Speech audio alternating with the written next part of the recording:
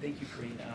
New York Mayor Adams, who you quoted earlier, is requesting $1 billion from the federal government to help deal with the migration issue in the city.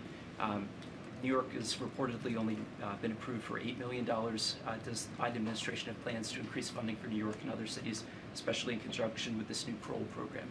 So as the Department of Homeland Security announced yesterday, we are indeed increasing funding available to border cities and those cities receiving an influx of migrants, in addition to strengthening ongoing coordination and collaboration across all levels of government. DHS is also expanding outreach efforts with cities to provide coordination of resources and technical assistance. We have been indeed facilitating coordination between the state and local. I think you've heard us say this before, state and local officials and also other federal agencies. But for any specific on that funding to New York City, I would refer you to DHS. But as I just stated, the Department of Homeland Security did announce additional funding. And so we are going to make those border cities definitely a priority as they're dealing with increased migration. Something that Mr. Kirby said. Yeah. He said that the people from these 4 countries are escaping intolerable circumstances. I looked at the most recent month of data for people who cross the border and how they're handled.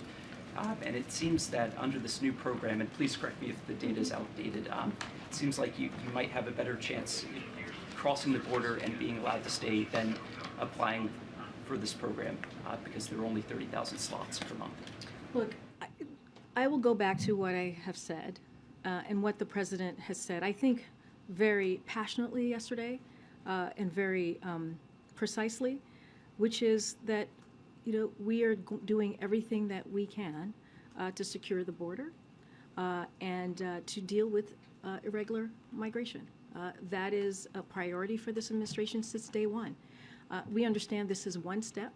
We understand to actually fix what is happening, this broken immigration system that we have seen for decades now, is to actually get legislation done. And so, look, what I have said and what many of us have said, like, we are ready to work. We are ready to put forth plans as we have. And, again, Republicans in Congress and Republicans officials across the country who have done political stunts are not. And if they truly want to deal with this issue, they would come to the table and they would work with us on immigration reform, true comprehensive immigration reform. And that's what we're going to continue to call for, and that's what you heard from this president. Go ahead.